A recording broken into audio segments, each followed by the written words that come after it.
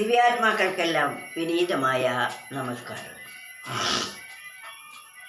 ഈ ലോകത്തിൽ ഉണ്ടായ വസ്തുക്കളെല്ലാം അല്പകാലം നിലനിന്ന് ഇല്ലാതെയാകലാണ് സ്വഭാവം. ഇല്ലാതെയാവുകയല്ല, സ്ഥൂലാവസ്ഥയിൽ നിന്നും സൂക്ഷ്മത്തിലേക്ക് മാറുകയാണ് ചെയ്യുന്നത്. അതിനെയാണ് നമ്മൾ മരണം എന്ന് പറയുന്നത്. ജനിച്ച എല്ലാം തന്നെ മരണത്തിന് വിധേയമാണ്. ജനനമുണ്ടോ? സുനിശ്ചിതമായും മരണവുമുണ്ട്. അതിനാൽ എന്താണ് മരണം, എന്താണ് ജനനം എന്നറിയുകയാണ് നമ്മൾ വേണ്ടത്. അതറിഞ്ഞാൽ മരണഭയം നമുക്ക് ഒഴിവാകും. നമ്മൾ എന്തൊക്കെയോ ധരിച്ചു വെച്ചത് കൊണ്ടാണ് മരണം ഭയത്തെ ഉണ്ടാക്കാൻ കാരണം. ഒന്നാമത്തേത്, ഇവിടെ നമുക്കെല്ലാം ഇവരൊക്കെയുണ്ട്, അവിടെ നമുക്ക് ആരാവുള്ളത്? ഇതാണ് ഒരു ചിന്ത. ആ പോകുന്ന സ്ഥലം സുപരിചിതമാണോ? അപരിചിതമായ സ്ഥലത്ത് പോകുമ്പോൾ എന്തൊക്കെയായിരിക്കും എന്ന് തുടങ്ങിയ ആശങ്കകളാണ് നമുക്ക് ഭയത്തിന് കാരണം.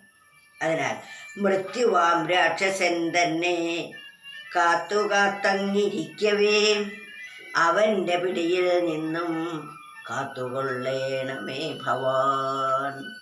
ആ സർവേശ്വരനോട് പ്രാർത്ഥിക്കുന്ന ഒന്നാണിത്. അവസാന കാലത്ത്, സായാഹ്ന കാലത്ത് ഉണ്ടാകുന്ന ഭാവങ്ങളാണ് ഇവയെല്ലാം.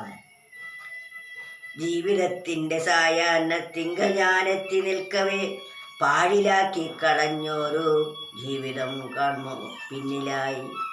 യൗവനത്തിൻ്റെ ദർപ്പത്തിലൊന്നുമേ കണ്ടതില്ല ഞാൻ, ദുഃഖിച്ചിടുന്നതിന്നിപ്പോൾ നിഷ്ഫലം താൻ അതെങ്കിലും. പശ്ചാത്താപഗ്നിയിൽ വെന്തു നേറിയിരിക്കവേ ചിത്തത്തിനു കരുത്തേകാൻ ചിൽസ്വരൂപൻ തുണയ്ക്കനേ. പശ്ചാത്താപമാകുന്ന അഗ്നിയിൽ വെന്ത് നേറുമ്പോൾ ആ ചിൽസ്വരൂപൻ എന്നെ രക്ഷിക്കാൻ വരേണമേ. പശ്ചാത്താപം ഉണ്ടാവാൻ എന്താ കാരണം?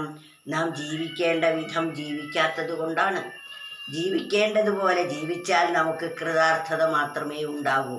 പശ്ചാത്താപമാകുന്ന അഗ്നിയിൽ വെന്ത് നീറേണ്ട ആവശ്യമില്ല. മൃത്യുവാം രാക്ഷസൻ തന്നെ കാത്തുകാത്തങ്ങിരിക്കവേ, മരണമാകുന്ന രാക്ഷസൻ നമ്മെ കാത്തിരിക്കുന്നു പിടിക്കാൻ വേണ്ടിയിട്ട്. അവൻ്റെ പിടിയിൽ നിന്നും കാത്തുകൊള്ളേണമേ ഭവാൻ. ആ മരണമാകുന്ന രാക്ഷസൻ പിടിക്കാൻ വരുന്നതിന് മുമ്പേ അവൻ്റെ പിടിയിൽ നിന്നും എന്നെ രക്ഷിക്കണേ ഭഗവാനെ എന്നാണ്.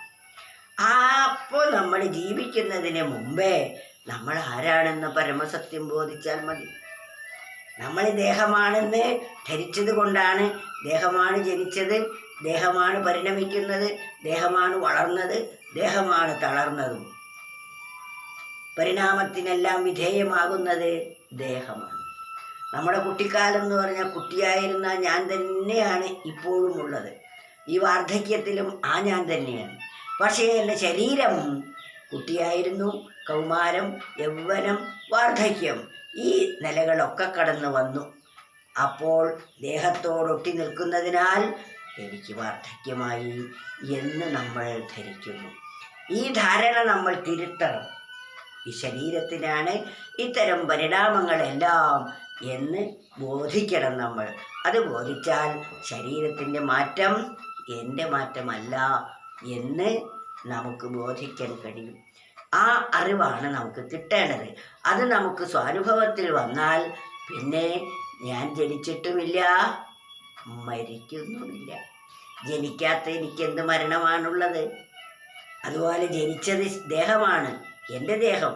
എനിക്ക് കർമ്മവാസനകൾ അനുഭവിക്കാൻ വേണ്ടി ഈശ്വരൻ തന്ന ഒരു ഉപകരണമാണ്, അല്ലെങ്കിൽ ഒരു വാഹനമാണ് ഈ ദേഹം.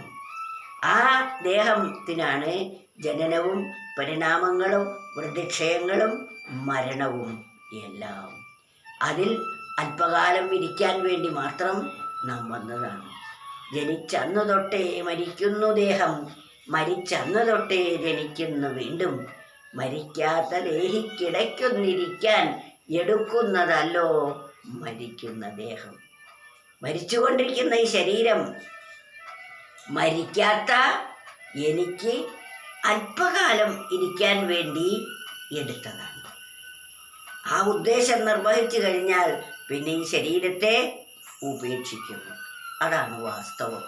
അത് ബോധിച്ചാൽ പിന്നെ ജനനത്തിലോ മരണത്തിലോ നമുക്ക് ഭയത്തിൻ്റെയും ദുഃഖത്തിൻ്റെയും ആവശ്യമില്ല. മൃത്യുവാം